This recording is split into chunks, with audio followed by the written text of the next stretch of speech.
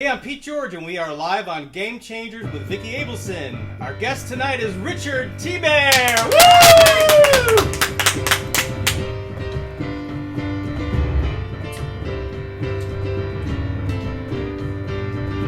I took my baby to the Sunshine Hotel. Said she'd do me and she done me well. Won't in, no need to ring the bell when you're talking about the Sunshine Hotel. Sunshine Hotel. You just walk on in, no need to ring the bell. I got me laid low and to do you well. Talking about the sunshine, yes. Come on, give me hell, talk about it now.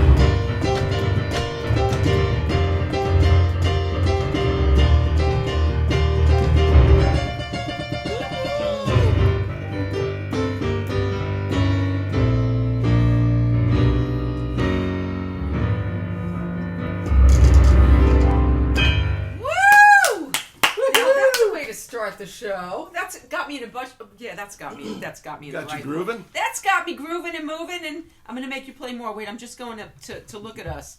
Oh, we got all kinds of people on here already. So we're gonna have to start say hello. Hi, all right. Who are we saying hello to? Hi, Ken. Hi, Toby. Hi, Judy. I don't know. There's more of you. Hi, Peg. Okay, we'll talk to you. And if you guys have questions for TBear, just shoot them on down. Because Pete George is back there. Hey, Pete. Hey! And Pete will be firing those questions off to TBear as we commence. Thanks for being here in your house. It's a delight. Thank you.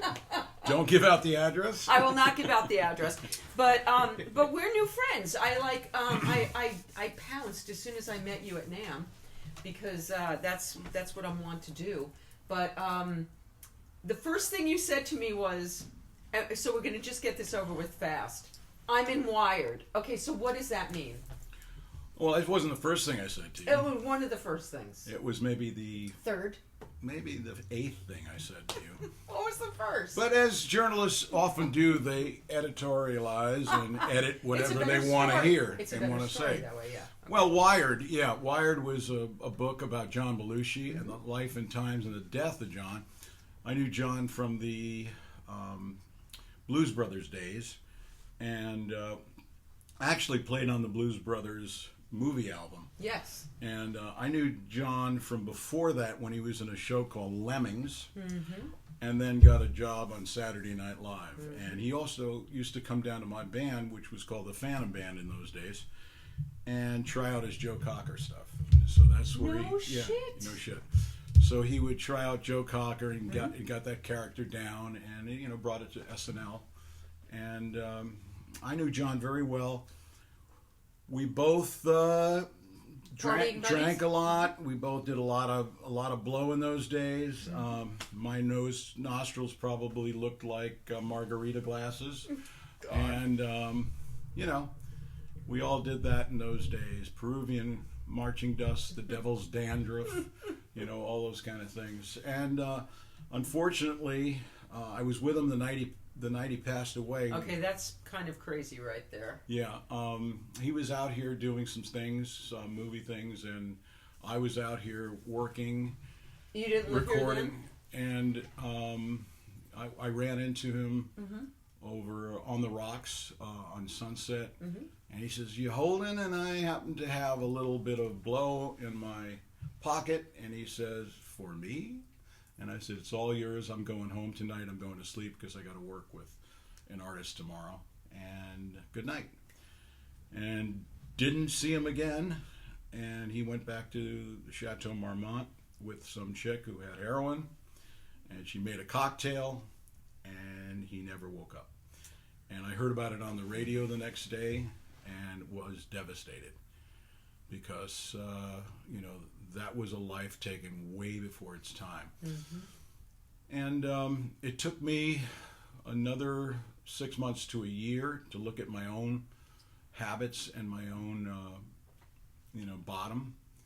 And as a direct result of John passing, I hit my bottom because I felt so bad about it, and got sober and got a phone call from Bob Woodward, who wanted to know all about what happened that night. Mm-hmm. And I said, I'm not naming names. He said, well, let's do this off the record. Okay. And I said, sure, let's do it off the record. So I talked to him off the record, and everything that I said was printed. Oh.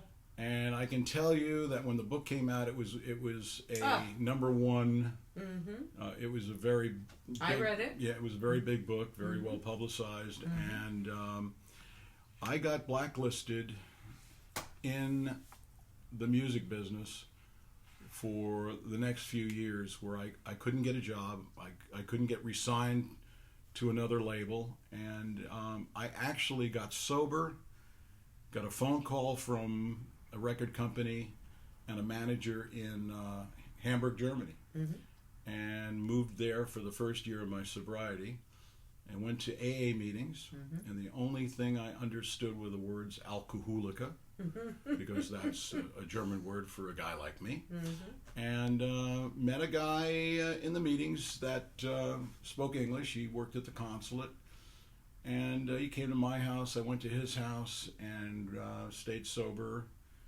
and through my first year, and 37 years later, I'm still here. Right on. 37 years. One drunk talking to another. And it's still one drunk talking to another. Although my drink of choice was marijuana, but I was alcoholic about it. Yeah. 37 years is quite something. Pot never did it for me. No, made me hungry and horny. Yeah. I'd wake up in the morning with a bed full of pizza crust and a sore right arm. So, well, it worked out well for me because alcohol had too many calories, so that was a problem back in the day. So 37 years, and directly as a result of John. That's very interesting. Did you feel responsible? No, I didn't feel responsible at all. Good. We all, we were all doing cocaine in massive amounts in those days. Everyone did it. People were walking around with chains with spoons as for necklaces and things like that. And no, I didn't feel responsible in the least. I mean, that was his choice, and that was my choice. And we all make choices. And but I do know that I lost everything as a direct result of alcohol and drugs. And did you ever have a conversation with Bob Woodward after? No, that happened? I have never spoken to him since. And how did you get unblacklisted? You know how I got unblacklisted was I went to Europe and I lived there for a while and made records there. And they couldn't deny you then? Well, they didn't know anything about Wired over in Germany. No, but I mean when you came back with successful music, they couldn't deny you here. At that point, I think enough time had gone by, and the fact that I was sober, and what I did actually was kind of put music behind me for a little while. I married, had children, and devoted my time to recovering musicians. And so for the next many years, I co-founded the musicians' meetings, where it was AA, NA, and CA. We called it Annika. Annika. And Buddy Arnold, who was a really great, sober legend, I said, "What's Annika, Buddy?" He says, "Oh, it's a bunch of Indians in Connecticut that break into drugstores, the Annika Indians." And I said, "Okay, I get it. Okay." So we had meetings where you said your name. My name is RIchard TBear. I'm an addict alcoholic, and I play keyboards. You see, you couldn't do that in AA meetings in those days because it was principles before personalities. But in the musicians' meetings, you could talk about, I have a gig tonight in a bar, I don't know how to play without drinking, and we would, share those experience, strengths, and hopes that you can play again and not have to get loaded to play. And then we started putting on picnics, musicians' picnics. I've heard tell of those. And I was on the board and one of the founders of the musicians' picnic, and I was on the board for the next 20, 21 years. Wow.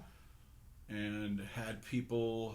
Crazy people that played those picnics, I have heard. Yeah. There was, you know... I want to go to that picnic. Yeah. In fact, the 10th picnic was, I think, our best picnic. And we had Dr. John playing with a big band. And we had a speaker by the name of Eric Clapton. And Matt and Duff from Guns N' Roses, Billy Idol, Steve Stevens. Everybody came down to play. There were 5,000 people there. And all the money raised it was a nonprofit organization called the Sober Musicians Fundraiser.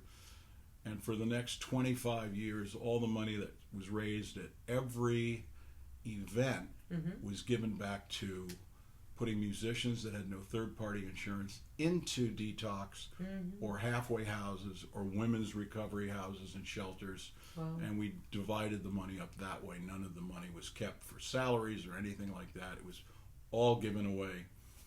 And we started the thing when we were well into it called MAP, Musicians Assistance Program, and that Buddy started, and I was working with him on that.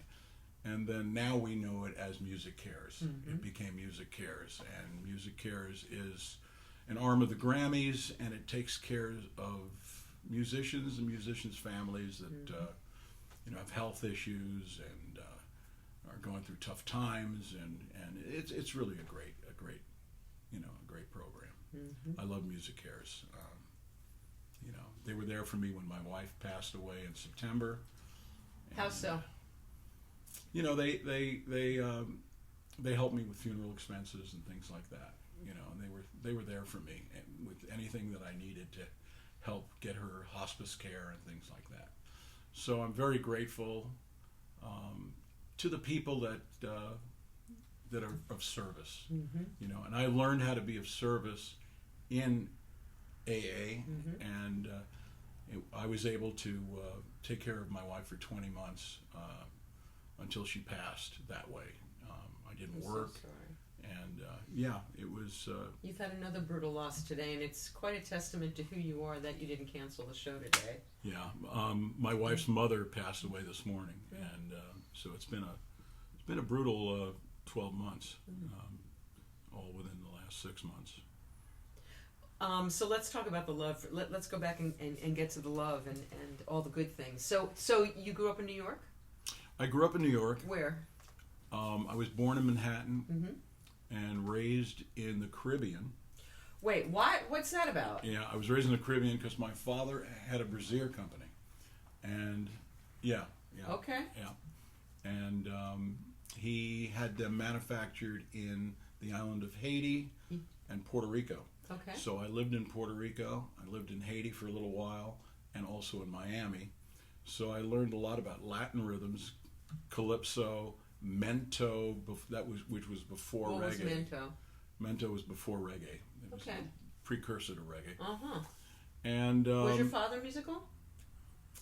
No, he was a good dancer, though.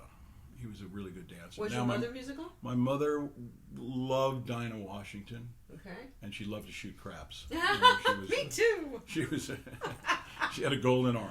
Oh, nice. Yeah. But so where did the music come from, do you think? I think the music was really in my DNA, and I loved music because it was an escape for me. I learned how to play with a piano teacher that couldn't read music, and she in the Caribbean. Back in Yonkers when we moved back, and I learned how to play, and I loved music to the point that I have pictures of myself at bar mitzvahs with my band at 12 years old playing. I think one of them's up there behind your guy. Pete. In a. We'll show the picture if we can find it. It's right there. Which one is it? Right there. Your finger's on it. Yeah. Okay. Yeah. Here, I'll show you the that. picture. 12 years old at a bar mitzvah, playing with his band. All right, so I loved music from that moment on. And so wait, little kid. I'd go to camp. Okay, so when you went to camp, were you singing, playing? What were you doing? I wanted to be Louis Armstrong. Okay. in camp. I was this white Jewish kid that wanted to be a black New Orleans trumpet player. Yeah. And I tried really hard. I got a hanky, and I went out and, sang When the Saints Come Marching In.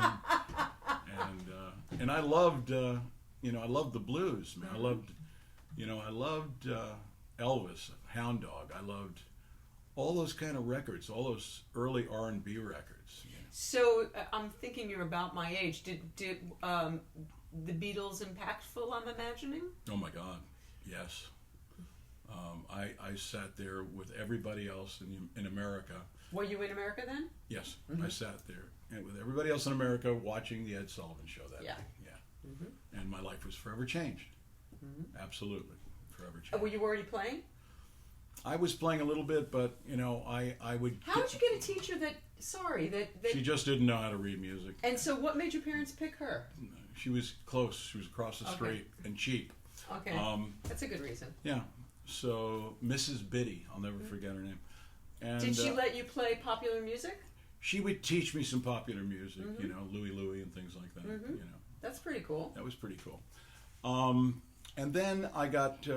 Wait, are you singing right away? No, I'm just playing. Okay. And then I got interested in music to the point where I wanted to put a band together. So for my bar mitzvah gift, we went to New York City to a place called Manny's Music. Yes. And I got myself a Farfisa combo compact for all the keyboard people listening, and with a Standell amp. And at that point, I was playing bar mitzvahs, and they would drive us to parochial school dances and things like that. I played at Our Lady of Pathetica, all those places. And Our Lady of Pathetica. Our Lady of Pathetica, yeah. Yeah. And then, as I get into high school, I take it really seriously and skip school a lot, go into the city, go hear bands. And then I went into Manny's Music Store and I said, can I have a job? How old are you? I think I'm about 16 or 17 at that point. Where'd you go to school? I went to school, Roosevelt High School in Yonkers. And just ahead of me was Steve Tyler and Joey Kramer from Aerosmith. Did you know them? Well, I knew Steve as Steve Tallarico. I didn't know that. Yeah. Cool. And, of course, Aerosmith came out of there. That whole... Was he already... was he playing in bands? He was playing. Oh yeah, he was playing in bands, and he was playing the famous Fore and Aft in White Plains. Okay. Which was the bar to play. That was the place. That was the place to play. Yeah. So like what year were you in high school? When were you in high school? I was in high school in the 67, 68, 69. And my parents, knew I was in trouble because I always. Were you already? I cut. I was doing drugs. Yeah. And I was cutting school, and I got a job at Manny's Music Store, and it was on because from Manny's I used to get backstage passes from all the roadies and all the artists that came through Manny's. Nice. And Fillmore East. Fillmore East. Oh. I'm there at Fillmore East.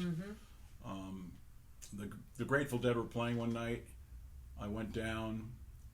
I was standing on the side of the stage, and I think one of the roadies told Jerry Garcia that I was a pretty good little keyboard player, and I was a kid. And I'm standing on the side of the stage, and Jerry looks at me, and he looks at me, and he goes, "Come here." Oh, stop. And I said, I'm looking around, who's he pointing at? And he goes, "Yeah, you." I said, "Me?" He says, "Yeah, come here.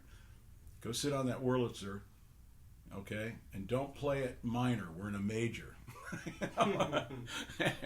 And I play it, and I was so scared. My knees were actually knocking. They were like maracas.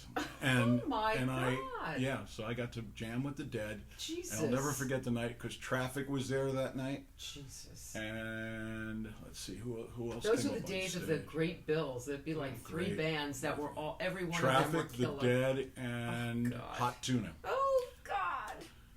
And then I got to see. I might have been there that night. I got to see one night. I went and sat in the audience, and I got to see the opening act for the Iron Butterfly, who happened to be Led Zeppelin. It was their second show in the United States. It was the best rock and roll show I've ever seen to this day. That is crazy. And I knew this is what I wanted to do. And I hung out in back in those days. There were a lot of folk coffee houses. Mm-hmm. All right. Were you writing music at this point? I was trying. Uh-huh. Yeah, my music sucked, but I was trying. And here I am, this not middle-aged, but middle class. Mm-hmm. Jewish white boy, mm-hmm. trying to sing the blues, and that was never going to happen. So Odetta would sit me down and she said, "Sing it like this." And she said, "Now play it for me." She goes, "Oh, you play pretty good. Show me what you just did." So I would play for her. She'd learn what I was playing. I had really good instincts as far as playing, and she had great vocal styling, I picked up on those. Mm-hmm. Then RIchie Havens heard me. He said, "I want you to play on my album." Jesus. And I went and played on RIchie Havens' album. Was that your first album? Under my legal name, which is Richard Gerstein. Right. And that was the first really major thing that I'd ever played on. And I remember going there. And wait, are you out of school? Are you a full-time musician? I never. You didn't go to college? I never went to college. Okay. I never graduated high school. Oh, wow. For this matter. Okay. I devoted everything I had to music. Were you making a living as like a teenager playing music? I was. You were? Not only was I making a living, but I was starting to write jingles at jingle houses. And I got really good at it. How did you break into that? By accident. By total accident. I was playing in clubs, and mm-hmm. these singers would come in and they'd play with us and sing with us and jam with us. All these folk rooms. Mm-hmm. This place called Dr. Generosity's. Folk City was down there? Gertie's Folk City. Mm-hmm. Yeah. The Bitter End, mm-hmm. Max's Kansas City. The other end? Yeah. All the other end. Mm-hmm. All those places I played. Cafe Wah. Mm-hmm. And Dr. Generosity's was my favorite. I know Dr. Generosity. It was on 73rd and 2nd. Okay. And it was my favorite because on Sunday nights they have open mic, and I walk in one night and I see this guy get up there, and it turns out it's John Prine. And then the next guy that gets up is Steve Goodman. I saw them together about 6 times. I Right. love. And I became friends with their manager Al Bennett. Oh my God. And they and Al. Is this early 70s? When is it? Yeah. This is Mm-hmm. 71. Mm-hmm. And I'm playing there, and Jesus. this is what I want to do, and these are the songs I want to write. Mm-hmm. And ever since then, I have set my sights and my goals up to be a songwriter like John Prine. And it was such a travesty that they just gave him that Lifetime Achievement at the Grammys, and they didn't let him speak. I know. And they only had Bonnie play half the song. What the hell was that anyway? I don't know it. Such a disrespect, but Yeah. Bonnie was from Westchester as well. Let's see. What else can we talk about? all right. So you're a kid. Are drugs getting in your way, or are you focused on your playing and you're not letting them? No, alcohol and speed, I think, were my faves at that point. I would have a glass of rum and a shot of cola. That was my drink. I liked beer. I liked rum a lot because I was from the Caribbean, so I had a taste for rum, sweet things. Got into cocaine because here's how I got into cocaine. I was doing jingles and things like that, and if you had a little bit of blow with you, and the guy that was booking the jingle dates, if you got him high, he would book you again. Nice. Yeah, that's the way it was. And so I always managed to have some blow with me. And I met a whole bunch of people that took me under their wing. King Curtis was one at one time. Like I said, RIchie Havens. So is that work? Is that album? And then I work went to for work you? for Carly Simon.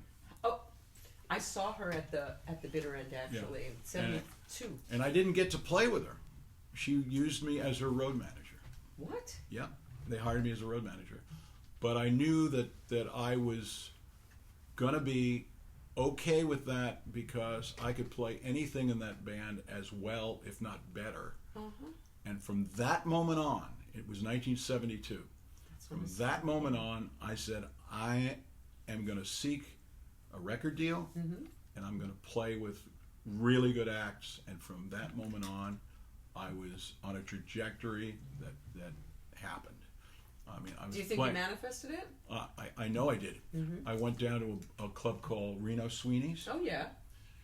And the coat check girl was Allee Willis. I'm having dinner with Prudence on Saturday. Okay, Allie was the coat check girl, and we wrote songs together. I didn't know you knew. Oh wow. Yeah, and Allie and I wrote songs for Cher, and she wrote a couple songs for my first album. Jesus. And we had a really good time, and I had a really good band, the Phantom Band that John Belushi used to come down and play with us. And in our band were the guys that were then playing with David Letterman. Late Night with David Letterman was Will Lee and Sid McGuinness, and all those guys were in my band. My husband was the head monologue writer. Okay. And we got 6 degrees all over the place. From a chorus line, Kate was one of our singers, and all these jingle singers, and Louise Messina, and people from Ed Lebunsky Productions that did a lot of jingles. Are you recording your own stuff at this point? I am now writing it. Okay. I'm doing demos, and that's where Ed Cherney, who mixed my new album. Tell the people about Ed Cherney. Ed Cherney was probably, may he rest in peace, one of the greatest mixers of all time. He did Tears in Heaven for Clapton. He did Bonnie Raitt's Nick of Time, which launched her in the stratosphere. Bette Midler, Jackson Browne, Rolling Stones, Willie Nelson, and the list goes on and on and on. Don Was used him all the time. And how did you connect with him? I connected with him because I was making demos, and he was the engineer, and he was assistant to the assistant tape op, and he would push stop and play, and once in a while they let him press record. And 40 years later, the guy that produced my album, Tony Braunagel, I didn't know that either. had a golf date with Ed, and they said, Ed says, so what are you doing, Tony? And Tony says, well, I'm just finished a RIchard TBear record. He says, RIchard TBear? He says, I haven't heard that name in a long time. He did a record? And he says, yeah, he did a record. It's a great record. And he says, well, who's mixing it? He says, well, we haven't got a mixer yet. He says, well, I want to mix it. Tony said, we can't afford you, Ed. I mean, Ed, got played. He says, no, you don't understand. This is a full circle for me. Wow. And God, I miss him so much. And we gave him 17 finished tracks. And of the 17, we said, we need these 10 done. And we checked off the 10 that we need for this album. And he gave us 17 back, finished. And I remember when he was... so you're going to put all 17 out? We're going to put 12 out, and then I have 5 for the next one. Okay. And then I have... we cut 23 tracks, so I have enough for a second album. And... tell us some of the people that played on your album. Oh... I did this at Robbie Krieger from the Doors. At his studio. He gave me the studio. He says, I want you to make another record. And so he gave me the studio to record in. He says, I want to... Every day he'd walk in and he says, can I play on this one? Can I play on this? Sure, Robbie. So Robbie Krieger plays on it. And I used to play with Crosby, Stills, and Nash and Stephen Stills. So Stephen Stills and I wrote a song. We put that on the album. Stephen played on the album. Then we have Tom Scott, the great horn player. Edgar Winter, he plays on it. I saw White Trash at the Fillmore years ago. Edgar plays on it. A great blues guitarist called Walter Trout, who I've been writing with, and he's got a couple of #1 records. Is Tony on your album? Tony plays all over the album, and then Denny Sywell, who I play in a band with now called TBear and Route 66, which is made up of some of the ex-Wings members. So those guys play on the album as well. I've got. And you guys will be playing in LA again coming up. Yeah, correct? we're playing March 14th at the Write-Off Room, and also the 24th at the Write-Off Room, and then we're playing just today. We announced that we're going to be playing at the Canyon Club on April 19th, which is Nina's birthday. Aww. So it's going to be an honor for me to play to her. The album, I want to tell you, is here because of Nina. Because I would sit here at this piano, she would sit on the other side of the piano at her desk right there, and she would. She was an book editor as well as a tutor for UCLA students. She'd work on their stuff, I'd work on my songs, and we'd look at each other, and she'd go, "Now you need to put a hook to that," you know. And she'd help me. She was an amazing, amazing musical ability she had. All right, wait, before we get to Nina, let's talk about what happened, because you told me briefly the other day that there was a period when you stopped playing. Yeah, I stopped playing for a while. Wait, let's talk about the run that you had. I mean, I saw footage of you with Dick Clark. I mean, you had some crazy ass shit going on in your life. What was that like, being with Dick Clark on American Bandstand? Holy shit! He was so genuine and generous and nice, and he always wanted me to come on the show, and I did. We had this rock and roll record called Sunshine Hotel, which I started your show with. Okay, and do we have that here? It then became, let's see. We have a bunch of albums. For those of you who are young, these are called albums. This is the way we listen to music, then and now. It was on this one. Okay. And if you want to see Young, here's Young. No. Here's Young. That's my Michael McDonald look, if Yes, in very. case you want to know. And we had this album out, and they picked a single off it called Sunshine Hotel, and they had some disco dance mixers make it into a big 12-inch, and they put a bunch of 12 inches out, and it went to number 4 on the dance charts. Can you give us a taste? Well, it's the one I started with. Yeah. Give us... I took my baby to the Sunshine Hotel. She said you'd do me, and she done me well. So I can't imagine that with disco. It was stuff.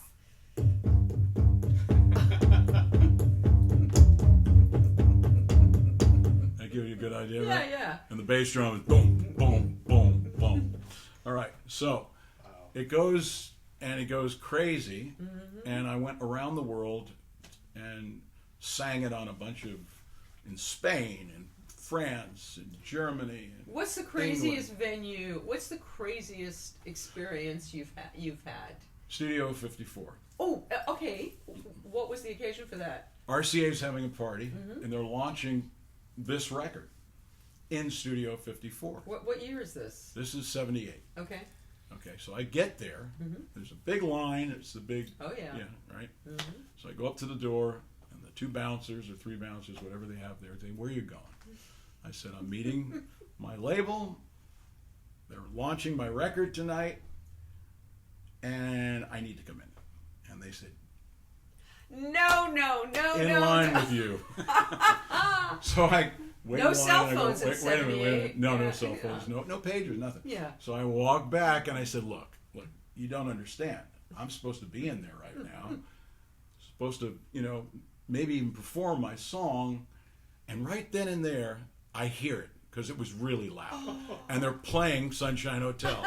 So I go, "Listen, I took my baby to the Sunshine Hotel." He goes, "That is you. Come right in." Wow. So That's that was crazy. the craziest venue, and I performed it there. Wow. And How about, like, biggest deal you ever did? biggest deal. Yeah. Just opening for, at Cobo Hall for J Geils or the Doobie Brothers or something, with 20,000 people. How would there. it be when you were the opening act and you're opening for, like, the Doobie Brothers? Are people listening and receptive? And Okay, here's an example. Detroit, Cobo Hall, 18,000 people. It's J Geils, who was huge. He had, like, amazing hits at the time. And I'm the opening act. So when you're an opening act for a really big show, they give you, like, 20 minutes or 30 minutes to do Right. your stuff, and they give you like 11 feet of space and 2 lights, and go do your thing. And people are really trying to decide what kind of mustard to put on their hot dog at this point out in the lobby. But there's maybe, half the people are there and they're watching you, right? So I get to the piano, and the first thing I'm going to play is Bring on the Night.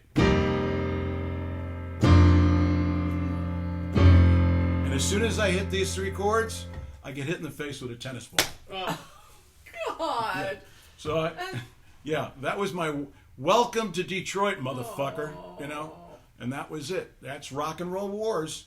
So I looked at everybody, and then Peter Wolf from, Yeah, J Geils. Geils, he was standing there and he goes, kick their ass. Kick their ass. Go on, kick their ass. So I said, everybody in the band, turn everything up to 10, and we're going to fuck up the first 3 rows of the people that threw that tennis ball. And we went and kicked ass. And Did you win them over? Oh, yeah. And we would do that place upon place upon place and upon place upon place. And I learned the old adage, and you kick them in the teeth and you go home. And that's how you are as an opening act. That's it. You do your best shot, do your best stuff, you never stop. And then you can become, a headliner at some point.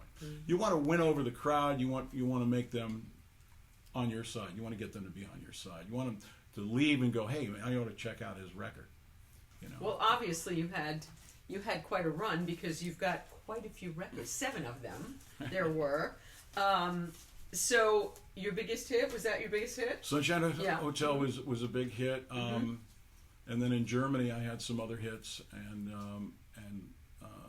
give us a taste of another one. Ooh, another one. Let's see. It's going to be...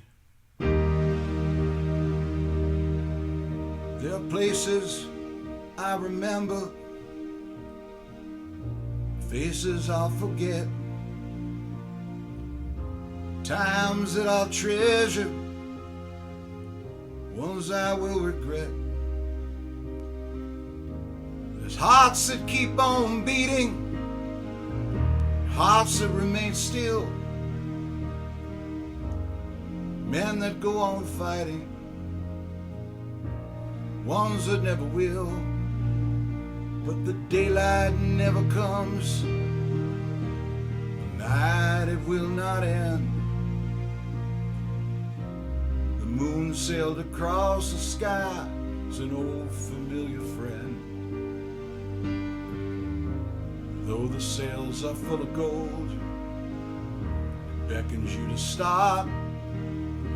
But the coldest winter I ever spent was the summer in her heart, and she flied, oh, so high,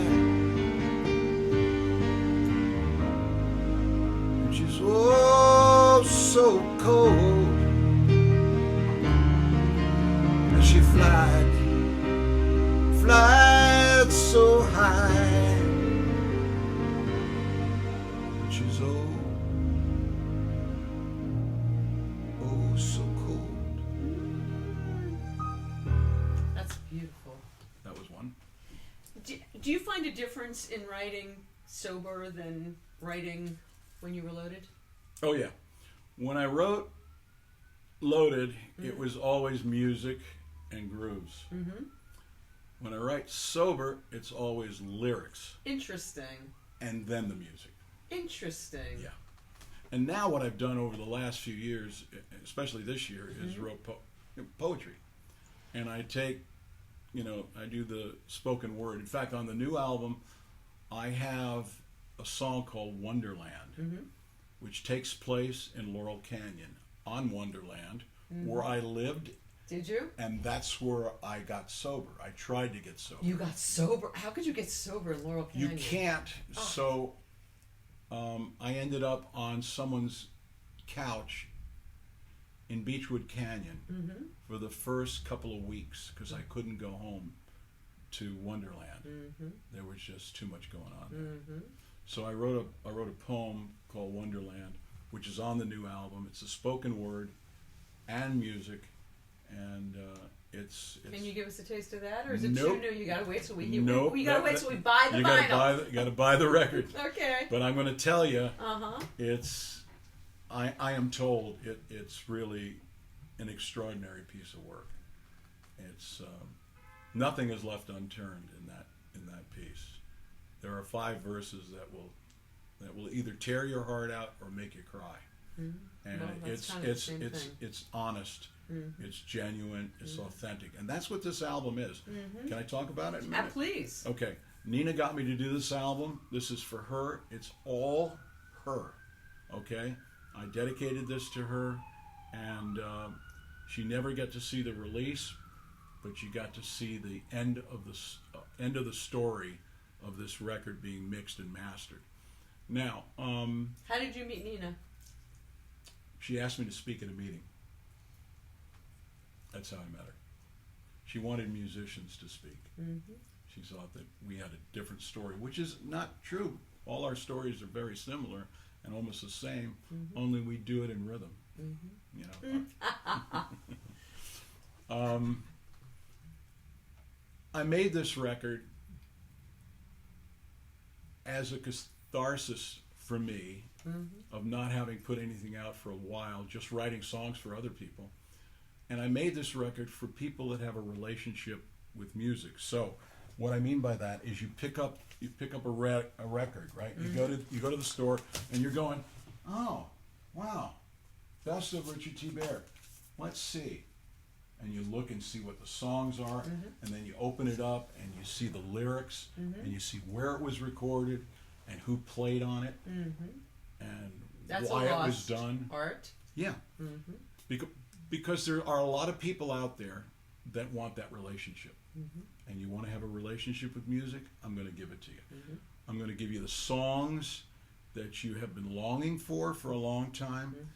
because you've been buying the best of remastered of people that are now past. Mm-hmm. So I'm carrying the torch Mm-hmm. for the Tom Petty fans, for the Leon Russell fans, for the Joe Cocker You've got fans, a Leon Russell thing going on. for Mhm. for all those people that have passed. Mm-hmm. And in fact, one of the guys that works, and his legacy is Harry Nielsen. Mm-hmm. He says, "You remind me of Harry." And I close my eyes and I listen to you, and I come to all your gigs, and you're like the new Harry, and which is such a beautiful compliment that I love it. And when I talk to the record company, I'm on a brand new record label called Quarto Valley Records, Okay. which is a great new label. They've signed Edgar Winter Wow. and Paul Rogers from Bad Company, Mhm. and bands like that, and they believe that people that are going to spend money again on these kind of artists. And so I dedicate everything I do Mm-hmm. to the people that go out and see ELO, Mm-hmm. and they go out and see the Eagles, and they go to Ringo's All Stars, Mm-hmm. and all those are my fans. Those are the fans I want. Mm-hmm. And when I met with the record company, they all flew in from Nashville. They said, who do you see buying your record? This is an adult record. It's not a kid's record. Mm-hmm. I said, the people that would buy James Taylor, that would buy John Prine, the people that would buy Paul Simon, those kind of people, Sting, Mm-hmm. those kind of people, Joe Cocker's people, those are the people I see. I said, there are 360 million people every day that listen to music. How do you have that number? I'll tell you in a minute. Okay. I only want 1 million of them.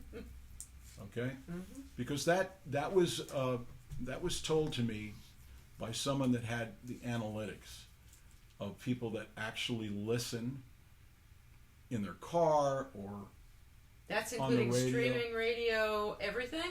I think that's Mm-hmm. real time stuff that you actually go and push the button Mm-hmm. and want to listen to something, Mm-hmm. whether it's in your house Mm-hmm. or whether it's In on your car or Mhm. whatever. That's 360 million. See, for me, music is a universal language. Mm-hmm. It's the only language that everyone in this world, no matter what race, creed, color, religion, we all have one thing in common, and that was we can translate music, and it moves us. So that's why I've dedicated my life to sobriety first, and music second.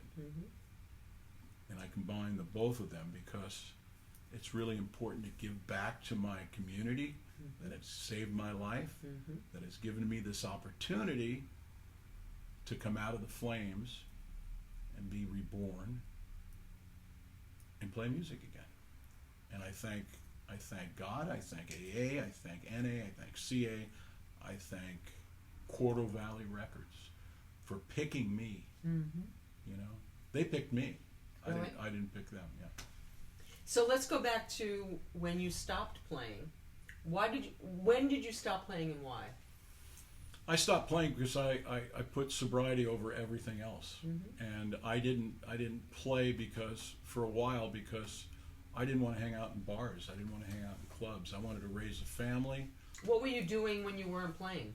When I wasn't playing, I got my pilot's license. Wow.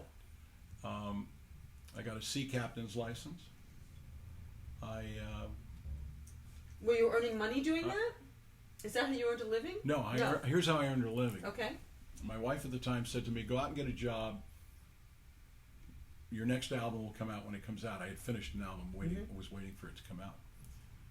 And the first person I talked to the very next day, these are all God shots, by the way, was a woman I knew that was a torch singer in New York City. And she said to me, what are you doing out here? And I said, well, you know, I'm going to look for a job and I don't really know what to do. She goes, I work for a light bulb company. And I said, a light bulb company? I said, what do you do? She goes, well, I go on the phone and I call people out of the blue or out of the they give Yellow me, Pages, whatever. Whatever, and I see if they want to buy light bulbs. I said, that's kind of anonymous, isn't it? She goes, yeah, it's perfect. I said, can I get a job there? And she says, I don't see why not. And the next day I went out.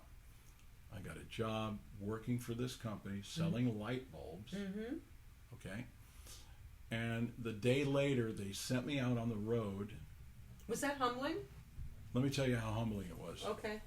They sent me out on the road, and the first stop was A&M Records. Oh, God. And I walked into the studios at A&M Records, and they said, Bear, what are you doing here, man? You got a session today?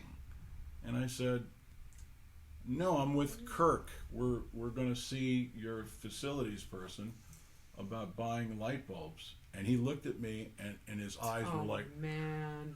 And I said, yeah, that's what I'm doing right now. And he says, all right, down the hall to the left. And for the next 5 years, I went door to door, and I sold light bulbs. Good for you.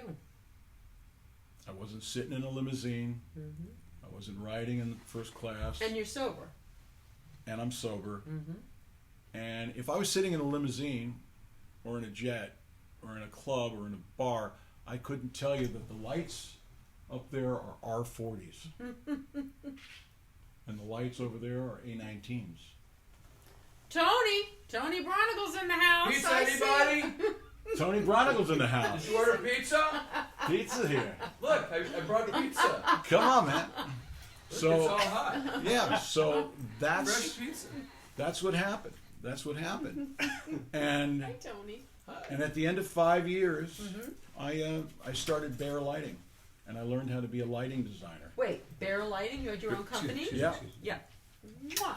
And Bear Lighting was started in '95, and it still goes today. And I go to work at Bear Lighting every day. Wow. That's where I was today before I came over here, and I help people with lighting. You know, I do hospitals, institutions, restaurants, churches, retail. I did all of Betsy Johnson's stores. I did the Universal Hilton. I did not know this. Yeah, that's what I do. That's how I put my kids through college and paid my mortgage for a lot of years. In fact, Nina, one of the reasons why she married me, she said, you know, I know a lot of musicians, You're the first one I ever met with a job. Huh. I bet that's true. And so that's what I did. And then, then I got to play music again. Okay, so, but you also said there was something about, I don't know if I'm talking out of school, but there was a bit of a narcissist around that didn't want you playing. Did somebody stop you from playing? Yeah,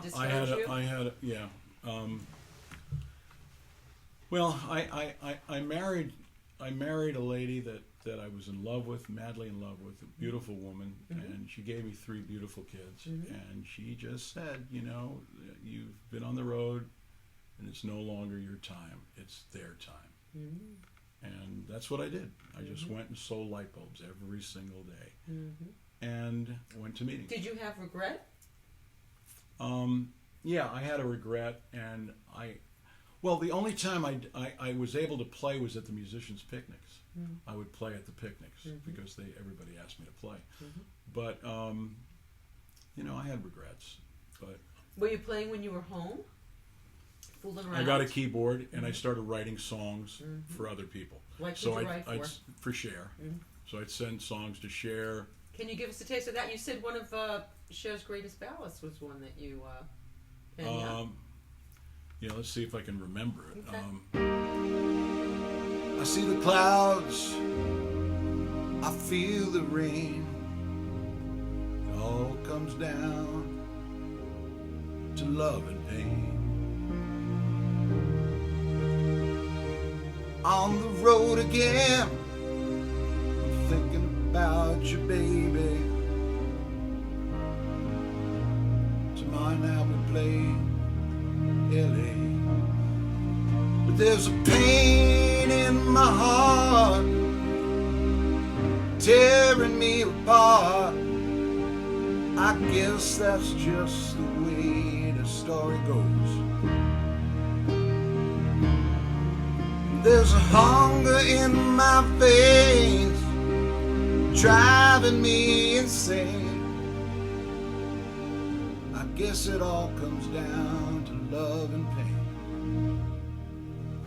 Wow. So you're selling music, you're not really playing out, you're selling light bulbs. How do you get back into music?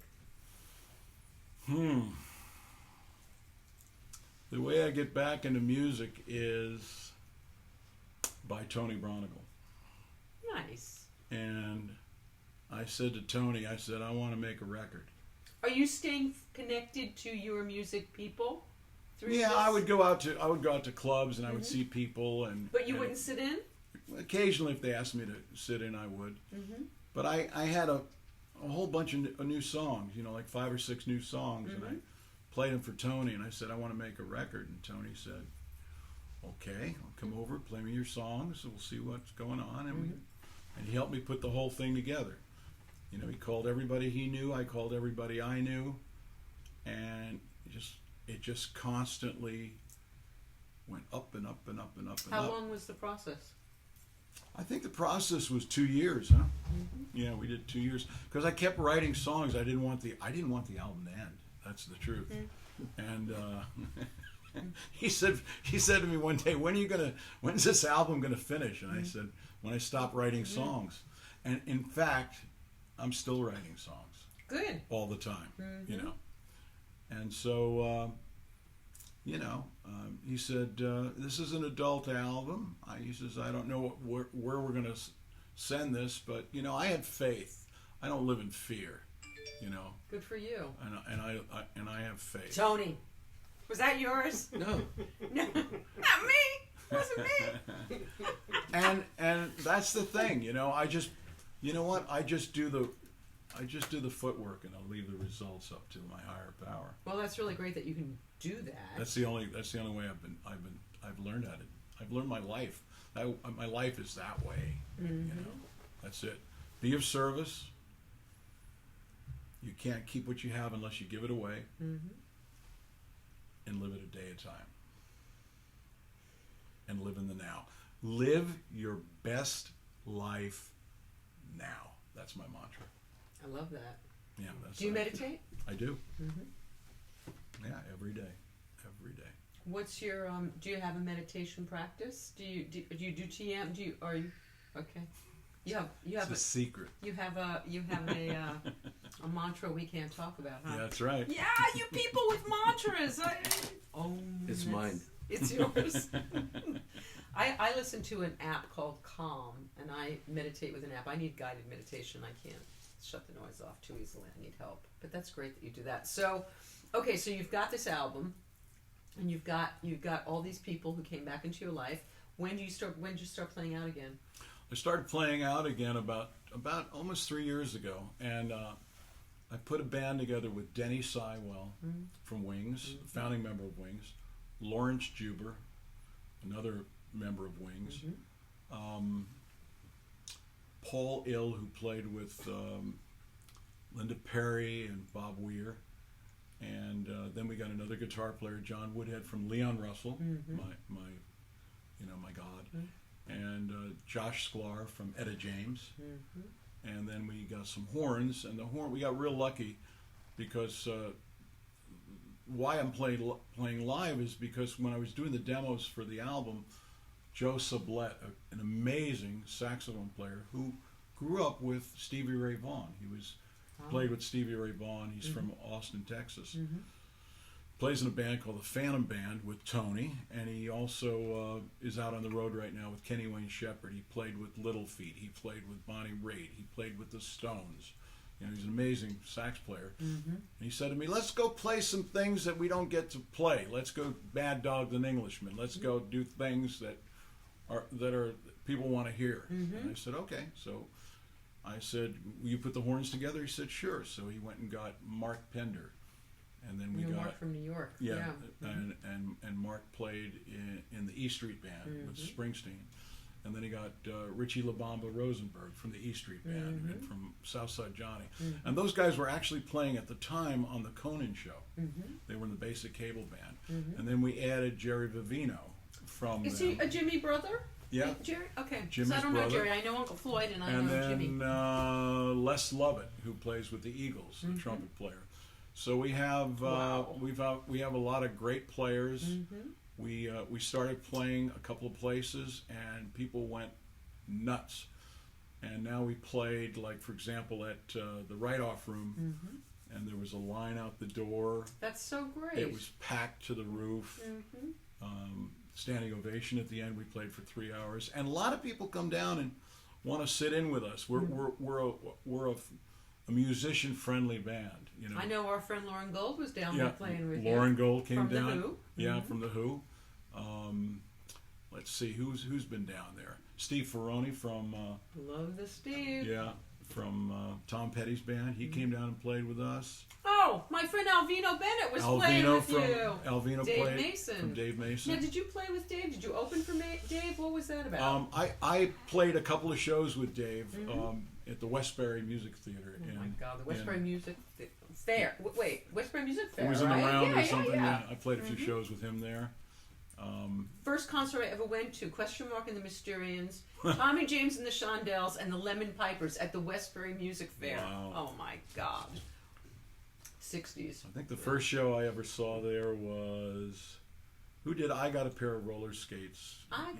What's her name? The British girl that was... Green what's her name? Tambourine? Yeah. Well, no, that Green Tambourine No. was the Lemon Pipers. Yeah. But she was... I got a brand... Yes. Melanie. Melanie.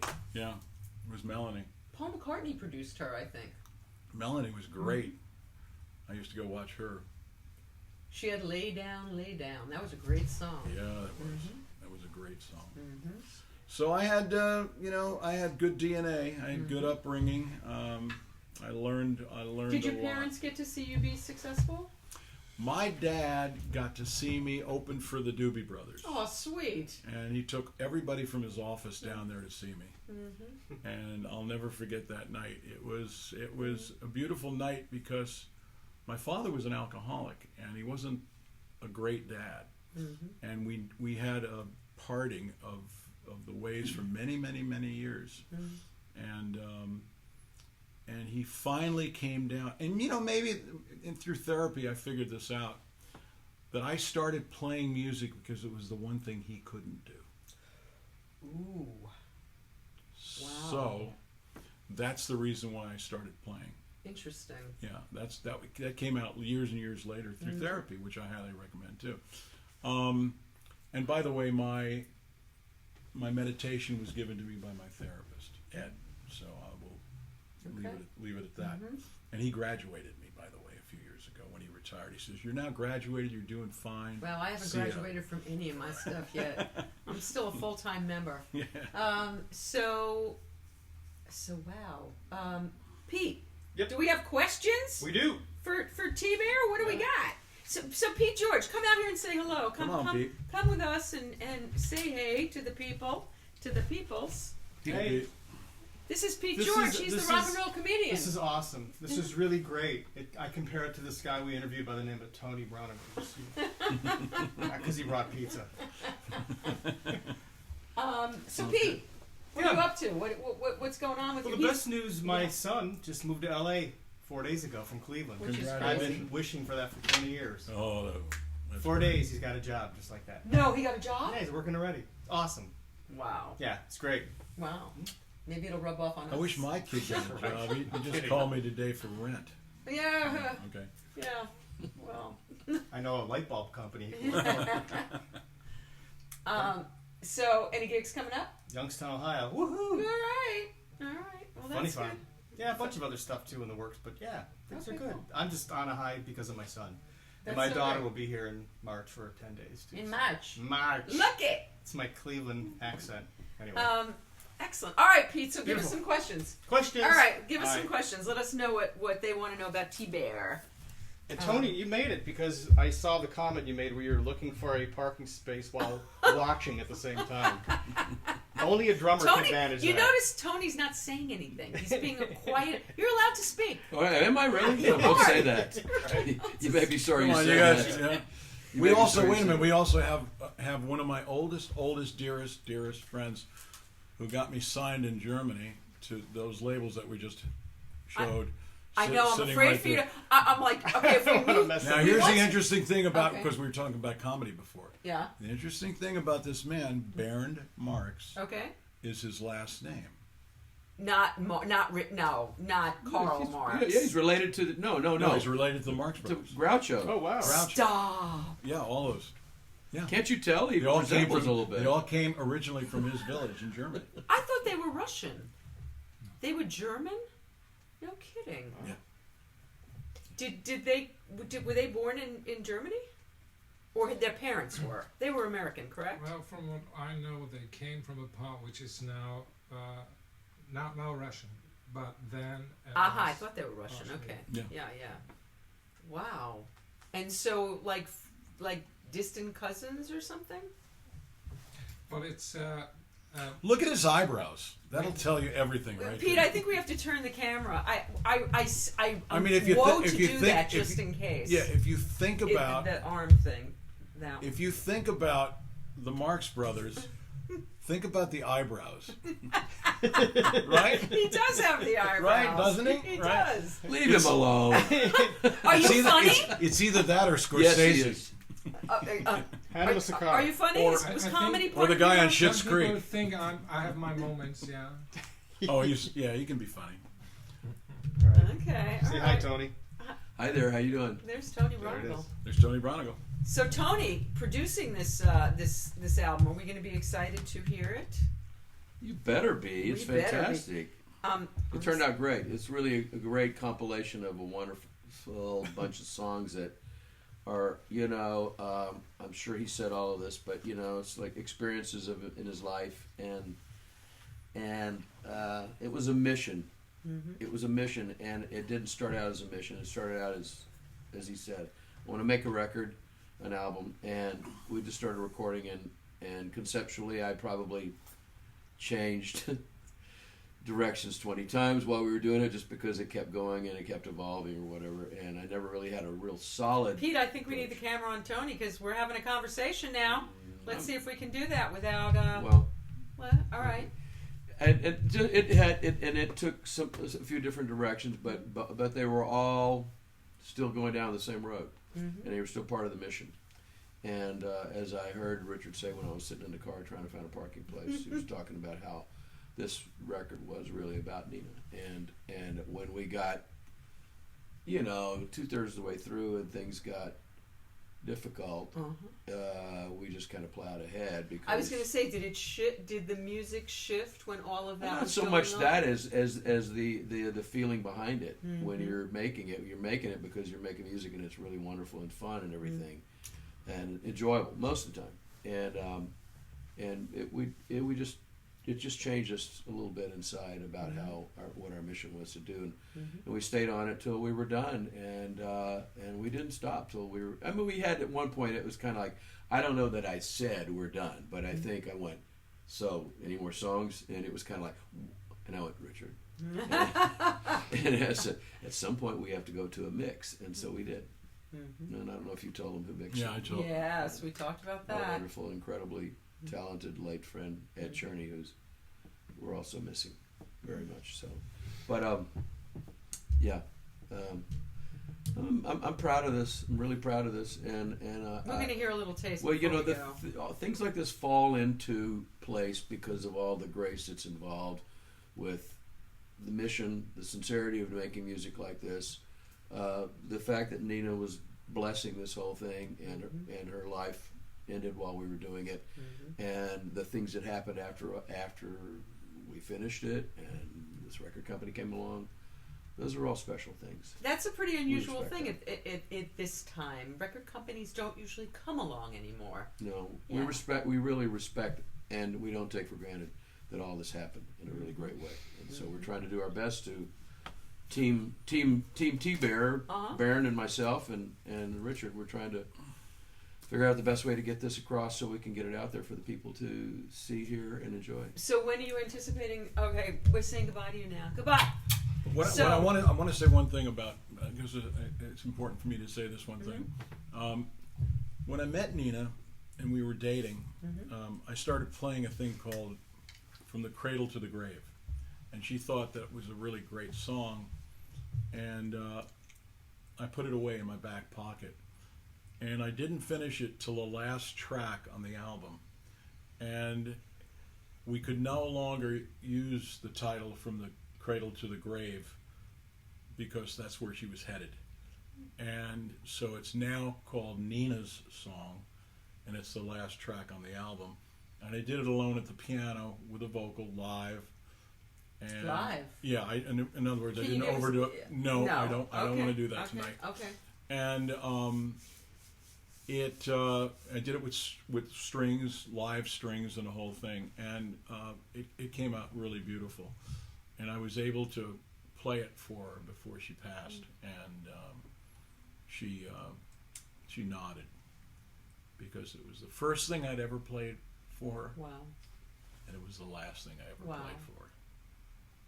Wow. So that's how powerful that moment was. Have you been visited? Do you believe in that? I do. I was visited in Austin, Texas when I was there. The way I was visited is I went there 3 years before with Nina and her daughter to visit my daughter who lived there and went to high school there with my ex and graduated high school. We all went to a diner after. And I remember the diner. I remember they sat us in the corner booth. I remember the waitress that came over. She looked like Bette Midler with tattoos. Okay, and didn't think much of it. 3.5 years later, I was there this Christmas. My son, who was not at that dinner, said, "Let's go get something to eat." He took me to the same diner. We were seated at the same booth, even though it was only 2 of us instead of 6 or 8 of us. And there were plenty of other 2s around that she could have sat us at. So the 2 of us are sitting in the same corner booth. I hear behind me, "What are you guys drinking?" And I turn, and it's Bette Midler with tattoos again. And I thought, that's really strange. We're at the same booth. It's got the same waitress. And I almost felt like Twilight Zone. And I said to my son, Yale, I said, "Yale, Nina just loved you, and she, always said to let you know that love to her was eternal." And what she said to me before she passed was, "I don't know how I'm going to get back, but maybe through music.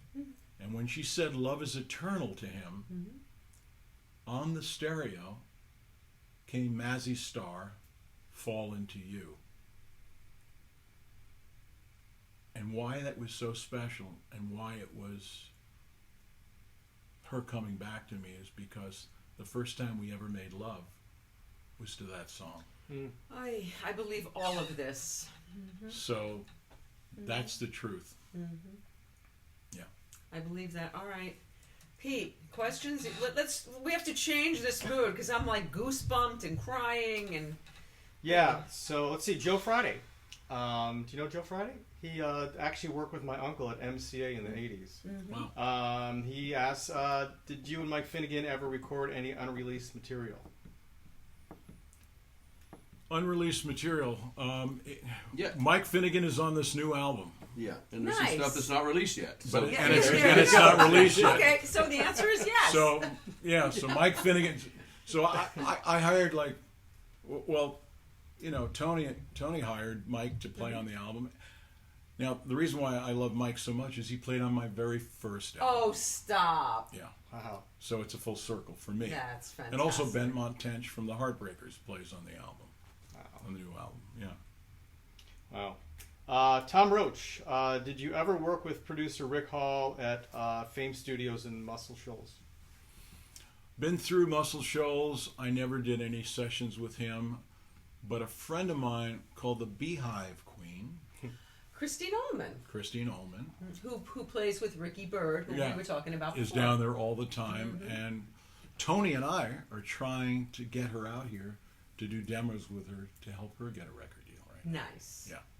Nice. That's our connection with that question and answer. Yeah. Gigi would like to know when is the new song, Nina song, coming out? When is the The album will be out in May, and what's it called? it's called Fresh Bear Tracks. It's great. Nice. Crystal Husband, this show Hi, is Crystal. my God shot. Thank you. I needed one tonight. Love Crystal you guys. was at your gig on Thank you, Saturday Crystal. night. She said she's in love with you. Musically, that is. Okay. Thank you, Say it, Crystal. right? Thank you very much. And thank you for coming out the other night. And she'll be in the living room. TBear is going to be at Women Who Write, and maybe Tony will sit in on some percussion on February 25th. Also playing that day. Do you know James Lee Stanley? James Lee's been around forever. Tony knows him. James is a monster singer-songwriter, guitar player. He played with Peter Tork for years, Cliff Eberhardt, many people. He's amazing. Also that day, Dee Wallace, the mom from E.T., is going to be there, and she's a spiritualist, actually. She's written books on creation and self-creation, and her daughter, Gabrielle Stone, wrote a book and will be there. So it's going to be a great day. So if you're in L.A. and you want to come see TBear play live in the living room in the middle of the afternoon, and maybe Tony will be sitting in on percussion. I want to do my poem for Dr. John. You have to, because it's a writing salon. Yeah, so it's that's a writing salon. Perfect thing. And that's how I want to do the spoken word and That- maybe do a Dr. John song. Ooh, I would love that. Okay.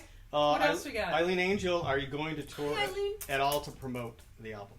She's a singer-songwriter, a wonderful Yes, singer-songwriter. yes. We are doing pre-release gigs. One of the gigs is going to be at the Canyon Club on April 19th. You're gonna do some of the songs from the new. Yeah, okay. we're gonna do most of the album there. Oh wow. And we have been doing and adding one song every show, so we're up to 6 or 7 songs from the album now. Nice. At the Write-Off Room. We'll be at the Write-Off Room on March 14th, March 24th. You have a Bogies gig too. We got a Bogies gig on the 30th of April and the 19th at the Canyon Club. Fantastic. Yeah. Speaking of Bogies, I'm just going to give a plug right now because Sarah Nimitz and Snuffy Walden will be there tomorrow night, and it's his birthday. Oh. Yeah. So, and it's a big one. I didn't say that, but it is. Yes, you did. It's a big one. He's going to be old. No. He's already old. He's just going to be older. I love Snuffy, and let me tell you a quick Snuffy story. I had come into the program. I had like 15 minutes of sobriety, And I went to a club that night, and Snuffy was playing. And there used to be AA bumper stickers, keep it simple, easy does it, and all this. His bumper sticker was on his amp, over the name of his amp. Okay, instead of it saying like Marshall, it said Powerless, Ah! Wow. Awesome. which I thought was great. That's pretty great.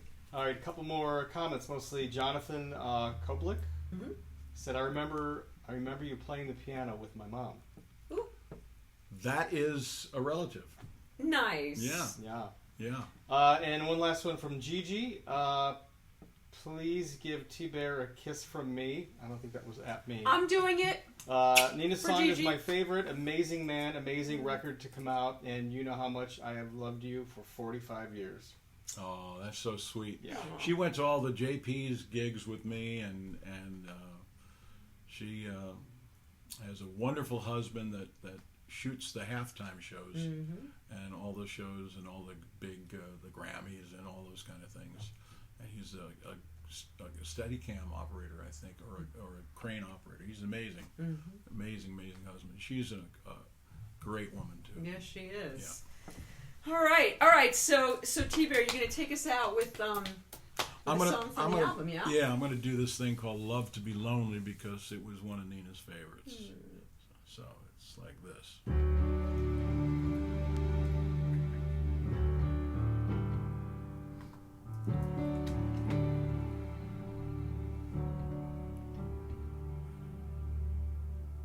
People are funny, aren't they strange? Love to be lonely, love running round them silly games. Oh, they love them silly games.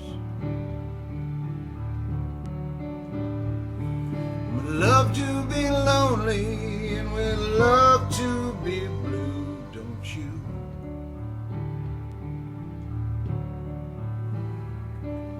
The earth is a circle spinning around.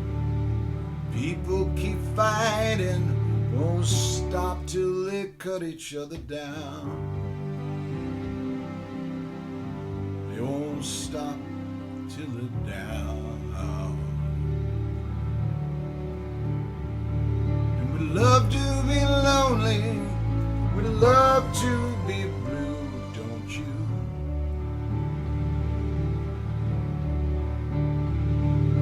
Love to be lonely, we love to be blue, don't you?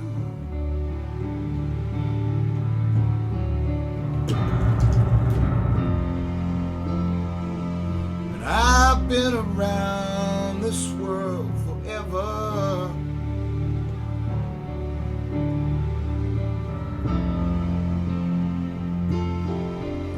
Locked in this hideaway.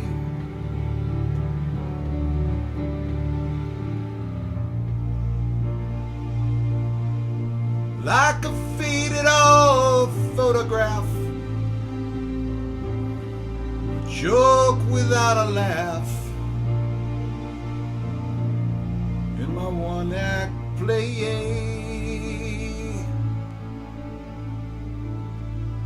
'Cause people are funny, aren't they strange? Love to be lonely, love running around them silly games. Oh, I love them silly games. Love to be lonely and you love to be blue, don't you?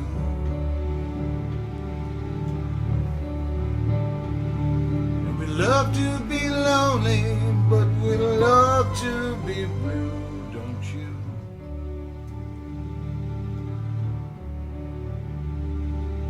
People are funny, aren't they strange? People are funny, aren't they strange?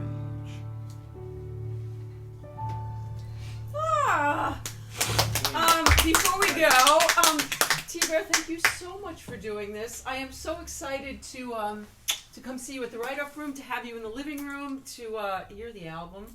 I'm thrilled that we had this opportunity. Thank you for this opportunity to meet all your people. I want to give.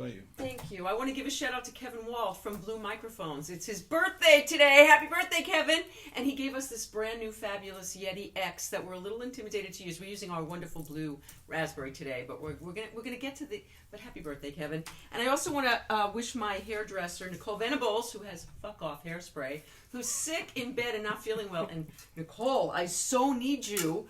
And Rick Smolke of Quick Impressions. If you guys need anything printed for your upcoming for gigs, for your album, for your whatever CDs, Rick Smolke, Quick Impressions of Chicago. He's never charged an artist. He is the salt of the earth. Just a wonderful person. And if you guys need anything printed, go to Quick Impressions because they're going to take great care of you. Thank you so much for doing this. My pleasure. Pete! Yay! Pete George Thanks, back Pete. there. Tony Braunagel. Marx brother back there. Barrett Marks. Baron Marx back there. Thank you all so much for being here. Thank you. Next week we'll be back with Gigi Lavangie Grazier, who is a writer. She's extraordinary. And coming up, Maxine Lapidus and Donna Pascal is going to be with us. Anyway, it's going to be great. We'll see you soon. Thanks. See ya.